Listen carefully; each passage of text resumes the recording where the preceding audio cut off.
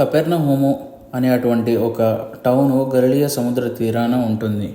కొన్ని వేల మంది ఆ టౌన్లో నివసిస్తున్నారు. ఈ కపెర్నహూము అనేటువంటి టౌన్లో యేసుక్రీస్తు నడుచుకుంటూ వెళ్తూ ఒక చోట ఆగాడు. అలా ఆగినప్పుడు ఒక వ్యక్తి ఒక గల్లా పెట్టె పట్టుకొని దాని మీద పద్దుల పుస్తకం పెట్టుకొని ఏదో రాసుకుంటూ ఉన్నాడు. యేసు అతన్ని చూచి నన్ను వెంబడించు అని అన్నాడు. అక్కడ కూర్చుని పద్దులు రాసుకుంటున్న వ్యక్తి ఎవరంటే ఆనాడు ఉన్నటువంటి సమాజంలో బహు పాపిష్టివాడు, పాపులందరికంటే పరమ పాపిష్టివాడు. ఎందుకంటే ఇతను సుంకపు గుత్తేదారుడు. ఆ రోజుల్లో బహు అన్యాయంగా ప్రజల యొక్క రక్తం పిండి సుంకాలు పన్నులు వసూలు చేసేవాడు. ఇతడు యూదుడైనటువంటి కూడా రోమా సామ్రాజ్యం తరపున ఉద్యోగం చేస్తూ యూదుల యొక్క రక్తం పిండినంతగా పన్నులు వసూలు చేసేవాడు. ఈ సుంకపు గుత్తేదారుడు బహు అన్యాయంగా అక్రమంగా డబ్బు సంపాదించేవారు కాబట్టి వీరిని పాపుల కంటే వేశ్యల కంటే పరమ పాపిష్టి వాళ్ళగా భావించేవారు. ఆనాడు యేసు ఆ టౌన్లో ఉన్నవారందరినీ చూశాడు, కానీ ఆ టౌన్లో ఉన్న వారందరికంటే పరమ పాపిష్టివాడు అయినటువంటి ఆ సుంకపు గుత్తేదారు దగ్గరికి వెళ్ళి నన్ను వెంబడించు అని అన్నాడు. యేసుక్రీస్తు ఈ లోకానికి వచ్చింది పరిశుద్ధులను పిలవడానికి కాదు, కానీ యేసుక్రీస్తు ఈ లోకానికి వచ్చింది పాపులను పిలవడానికి వచ్చాడు. నశించిపోతున్న పాపిష్టి మనుషులను వెతికి రక్షించడానికి యేసు ఈ లోకానికి వచ్చాడు. నేను పరమ పాపిష్టి వాడిని, పాపిష్టి దానిని, బహు దుర్మార్గుని, బహు అన్యాయస్తుని, బహు భయంకరమైన వ్యభిచారిణి అని నీవు అనుకున్నట్లయితే నీకు శుభవార్త. ప్రభు అయిన యేసుక్రీస్తు నిన్ను ప్రాణంగా ప్రేమిస్తున్నాడు. ఆయన ఈ లోకానికి వచ్చిందే నీ కోసమే. ఆనాడు యేసు ఆ పాపిష్టి వాడిని దగ్గరికి వెళ్ళి అతన్ని కోరుకున్నాడు. ఆ పట్టణంలో చాలామంది ఉన్నారు, మంచి వాళ్ళు ఉన్నారు, మంచి పేరు ఉన్నవాళ్ళు, పలుకుబడి ఉన్నవాళ్ళు ఉన్నారు, కానీ వారు ఎవరిని దేవుడు కోరుకోలేదు. పాపిష్టి వాడిని దేవుడు కోరుకున్నాడు. యేసు మంచి వాళ్ళనే ప్రేమిస్తాడు, పరిశుద్ధులనే ప్రేమిస్తాడు. నాలాంటి పాపిష్టి వాడిని, నాలాంటి పాపిష్టిదాన్ని యేసుక్రీస్తు పాతాళంలోకి తోసేస్తాడు అని నీవు అనుకున్నట్లయితే అది అబద్ధం. యేసుక్రీస్తు ఈ లోకానికి వచ్చింది పాపిష్టి వారిని పాతాళంలోకి తోసేయడానికి కాదు, పాతాళపు పొలిమేరల్లో తిరుగుతున్న నిన్ను పట్టుకొని పరలోకానికి చేర్చాలని యేసుక్రీస్తు ఈ లోకానికి వచ్చాడు. కపెర్నహూము అనే టౌన్లో ఉన్నటువంటి ఆ సుంకపు గుత్తేదారి పేరు మత్తాయి. మత్తాయి అనే పేరుకు అర్థం యెహోవా యొక్క బహుమానము. పేరులో యెహోవా ఉన్నాడు, పేరులో దేవుడున్నాడు, కానీ తన బ్రతుకులో మాత్రం దేవుడు లేడు. నీ పేరేమిటో ఒకసారి ఆలోచించు.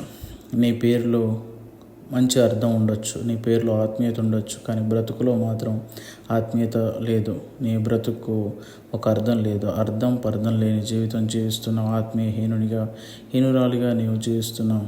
ఇలా ఎంతకాలం జీవిస్తావు? ఒకసారి ఆలోచించు. నీవు నాకు కావాలని యేసు నిన్ను పిలుస్తున్నాడు. నీ బ్రతుకుని బాగు చేయడానికి యేసుక్రీస్తు నిన్ను పిలుస్తున్నాడు. శాపంగా ఉన్న నీ జీవితాన్ని ఆశీర్వాదకరంగా మార్చడానికి యేసు నిన్ను పిలుస్తున్నాడు. పనికి రాకుండా పోతున్న నిన్ను పనికి వచ్చే పాత్రగా మార్చడానికి యేసు నిన్ను పిలుస్తున్నాడు. ఆ రోజు దేవుడు మత్తాయిని పిలిచినప్పుడు సాకులు చెప్పలేదు. బాగా డబ్బులు సంపాదించి వస్తాను అని అనలేదు. ఇంకా అనుభవించాల్సింది భోగభాగ్యాలు చాలా ఉన్నాయి. వయసు ఉడికిపోయిన తర్వాత, ఎందుకు పనికి రాకుండా పోయిన తర్వాత నీ సేవలోకి వస్తానని అనలేదు. ఆ రోజు యేసు మత్తాయిని చూసి పరమ పాపిష్టివాడిగా అందరి చేత అని పెంచుకుంటున్న స్థితిలో తాను ఉన్నప్పుడు, అందరి చేత హేళన చేయబడుతున్నప్పుడు, అందరి చేత గౌరవాన్ని పోగొట్టుకున్న వ్యక్తిని చూసి దేవుడు అంటున్నాడు, నన్ను వెంబడించు, ప్రపంచం నిన్ను గౌరవించే విధంగా నేను చేస్తాను, నన్ను వెంబడించు అని యేసు పిలిచినప్పుడు ఆ రోజు ఆ పాపిష్టి వాడైనటువంటి మత్తాయి దేవుడు ఇచ్చినటువంటి ఒక అవకాశాన్ని పొందుకొని తనకున్న గల్లా పెట్టిన విడిచిపెట్టాడు. పొద్దుల పుస్తకాన్ని విడిచిపెట్టాడు, తన ఉద్యోగాన్ని విడిచిపెట్టాడు, సంపాదనను విడిచిపెట్టాడు, యేసును వెంబడించాడు. అబ్రహాము నన్ను వెంబడించు, నిన్ను ఆశీర్వదిస్తా, ఆశీర్వాదకరంగా మారుస్తా, నేను ఒక గొప్ప జనముగా చేస్తాను. అబ్రహాముతో దేవుడు మాట్లాడినప్పుడు అబ్రహాముకు పిల్లలు లేరు. తన వయసు 75 సంవత్సరాలు, తన భార్య వయసు 60 సంవత్సరాలు. వాళ్ళకు పిల్లలు లేక మూడబారిన జీవితం జీవిస్తున్నప్పుడు దేవుడు అబ్రహామును పిలవగా అబ్రహాం దేవుని మాటకు లోబడి ఆయనను వెంబడించాడు. ఈరోజు మీరు చూస్తున్న ఇజ్రాయెల్ దేశమునకు కారణం ఆ రోజు అబ్రహాం దేవుని పిలుపుకు లోబడ్డమే. నత్తివాడై మాట్లాడడం చేతకాని వాడైన నరహంతకుడైన 40 సంవత్సరాలు గురిగమ్యం లేక గొర్రెలను మేపుకుంటున్న మోషేను దేవుడు చూసి, మోషే నా వద్దకు రా, నిన్ను ఒక గొప్ప నాయకుడిగా చేస్తా అని దేవుడు పిలిచాడు. 40 సంవత్సరాలుగా మోషే జీవితంలో ఎదుగు బదుగు లేదు. 40 సంవత్సరాల క్రితం గొర్రెలను మేపుకున్నాడు. 40 సంవత్సరాల తర్వాత కూడా గొర్రెలనే మేపుకున్నాడు. తన రాబడిలో ఎదుగులేదు. తన స్థితిగతులు ఏమీ మారలేదు. నిరుత్సాహాన్ని నిస్పృహలు ఎక్కడ వేసిన గొంగలు అక్కడే పడి ఉన్నప్పుడు దేవుడు మోషేను పిలిచాడు.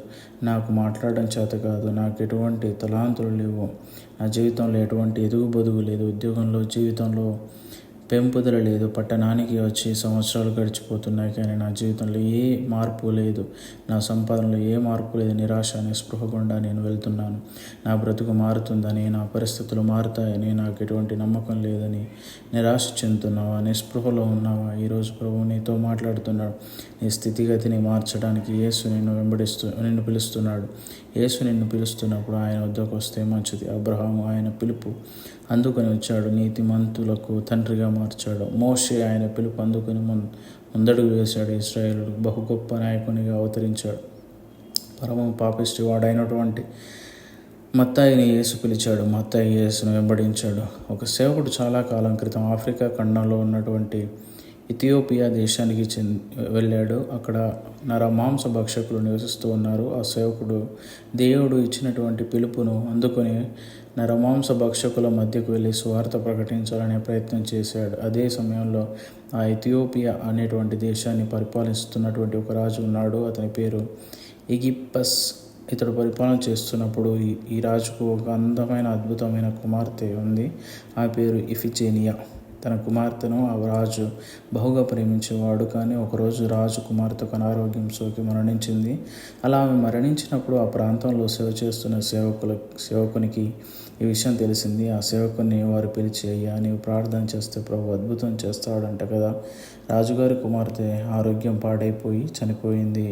నీ ప్రార్థన చేస్తే నీ దేవుడు అద్భుతం చేశామని బ్రతికించే అవకాశం ఏమైనా ఉందా అని అడిగితే, అందుకు సేవకుడు, నా ప్రభువుకు సమస్తము సాధ్యము. గతంలో నా ప్రభు అనేక మంది చనిపోయిన వారిని బ్రతికించాడు. ఒకవేళ అది ఆయన చిత్తమైతే ఈరోజు కుమార్తెను ఆయన బ్రతికిస్తాడని చెప్పి తాను విశ్వాసంతో చనిపోయిన ఆమె కూతురు కొరకు ప్రార్థన చేస్తే ఆ కుమార్తె లేచి కూర్చుంది. ఆమె లేచి కూర్చుని వెంటనే రాజు చూసి ఆశ్చర్యపడిపోయాడు. రాజు, ఆ రోజు నీవు సేవిస్తున్న దేవుడు సజీవుడు గనుక మృతులను కూడా తిరిగి లేపగలిగాడు. ఇక నుంచి నేను కూడా నీ దేవుణ్ణి ఆరాధిస్తానని రాజు తీర్మానం తీసుకున్నాడు. మరలా తిరిగి బ్రతికిన రాజు కుమార్తె ఆ రోజు ఒక తీర్మానం తీసుకుంది. కాలం చనిపోయినా నన్ను ప్రభు బతికించాడు కాబట్టి నా జీవితంతో నేను ఆ ప్రభువుకు సాక్షిగా జీవించాలి. కృతజ్ఞత కలిగిన జీవితాన్ని దేవుని సేవకి అంకితం చేయాలి అని తీర్మానం తీసుకుంది. ఆమె తీర్మానం తీసుకున్న తర్వాత ఆ సేవకుడు ఆమె దేవుని పరిచర్య ప్రతిష్ఠించాడు. ఆమె చాలా అందగత్తె. ఆ తర్వాత చాలా కాలక్రమేణా ఎగిప్పస్ అనే రాజు ఇఫిజేనియా తండ్రి చనిపోయాడు. ఇతను చనిపోయిన తర్వాత హెర్టాకస్ అనేటువంటి ఒక రాజు పరిపాలన చేయడం మొదలుపెట్టాడు. ఈ హెర్టాకస్ పరిపాలన చేయడం మొదలుపెట్టినప్పుడు తన కన్ను ఇఫిజేనియా అనేటువంటి అద్భుతమైనటువంటి దేవునికి తన జీవితాన్ని సమర్పించినటువంటి అందమైనటువంటి ఆత్మీయురాల మీద పడింది. ఆమె గురువు గారు ఎవరయ్యా అంటే ఆమెను తిరిగి బ్రతికించిన పరిచర్యకు ప్రతిష్ఠించిన సేవకుడు హెర్టాకస్ అనే సేవకుని పిలిచి, ఇఫిజేనియా ఓ ఆత్మీయురాలు, ఆమె శిష్యురాలు, నీ మాట తప్ప ఎవరి మాట వినదు. ఆమె మీద నా కన్ను పడింది. నేను ఆమెను ప్రేమిస్తున్నాను కాబట్టి నువ్వు ఆమెతో మాట్లాడి నన్ను పెళ్లి చేసుకునేలాగున నీవు ఆమెను ప్రోత్సహించి ఆమెను ఒప్పించున్నట్లయితే నా రాజ్యంలో సగ భాగాన్ని నీకు ఇచ్చేస్తాను అని చెప్పాడు. అప్పుడు ఆ సేవకుడు చెప్పాడు, ఆమె తన జీవితాన్ని దేవునికి అంకితం చేసేసింది. దేవుని కోసమే తన జీవితాన్ని అంకితం చేసినటువంటి ఆమె అన్యుడైనటువంటి నిన్ను పెళ్లి చేసుకోవడానికి ఒప్పుకోదు అని అంటే, ఆ రాజు కోపంతో, నీవు వెళ్ళి ఆమె నాకు భార్య ఊలాగున ఏర్పాటు చేయి, నా రాజ్యంలో సగభాగాన్ని నీకు ఇచ్చేస్తాను, వెళ్ళి ఏర్పాట్లు చేయి అని ఆజ్ఞాపించాడు. రాజు ఆజ్ఞ కాబట్టి ఆ సేవకుడు ఇఫిజేనియా దగ్గరికి వెళ్ళి, అమ్మా, నీ జీవితాన్ని ప్రభువుకు అంకితం చేశావు, బాగుపడిన నీవు ప్రభువు కోసమే బ్రతకాలని ఆశపడుతున్నావు, కానీ రాజు నిన్ను పెళ్లి చేసుకోవాలని ఆశపడుతున్నాడు, మరి నీ ఉద్దేశం ఏమిటి అని అడిగాడు. ఇఫిజేనియా ఈ లోక సంబంధమైన రాజుకు భార్యగా ఉండడం కంటే ప్రపంచాన్ని పరిపాలిస్తున్న మహారాజు అయిన ఆ దేవునికి కుమార్తెగా ఉండటమే మహాభాగ్యం. అన్యుడైన ఆ రాజును పెళ్లి చేసుకుని నా దేవునికి నేను ద్రోహం చేయలేను అని చెప్పింది. ఆ రోజు హెర్టాకస్ సేవకుడు నడిపిస్తున్న మందిరానికి వెళ్ళి ఆ సేవకుని పిలిచి, నీ నిర్ణయం ఏమిటి? ఇఫిజనియా అనే ఆత్మీయురాలని ఒప్పించావా లేదా అని అడిగాడు. అప్పుడు ఆ సేవకుడు రోషంగా ఒక మాట చెప్పాడు. ఆమె ప్రపంచాన్ని పరిపాలిస్తున్న దేవునికి కుమార్తెగానే ఉండాలని నిర్ణయం తీసుకుంది. ఆమె ప్రపంచాన్ని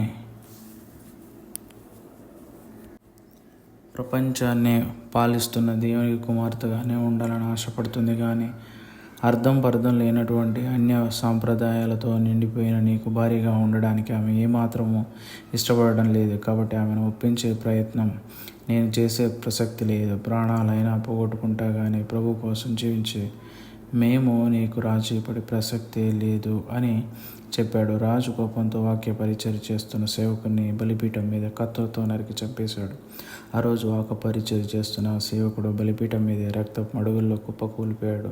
అలా ఆ సేవకుడు చంపివేయబడిన తర్వాత హెర్టాకస్కి భయంకరమైన కుష్ఠరోగం వచ్చి కుష్ఠరోగంతో కుమిలి చచ్చిపోయాడు.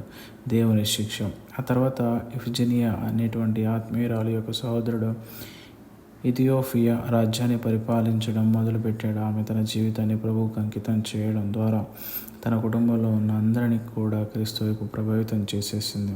ఫలితంగా తన సహోదరుడు 70 సంవత్సరాలు ఇథియోపియా అనే దేశాన్ని అద్భుతంగా పరిపాలన చేశాడు. ఆ తర్వాత ఇతను చనిపోయినప్పుడు ఇతని కుమారుడు ఇథియోపియా దేశాన్ని పరిపాలించడం ప్రారంభించాడు.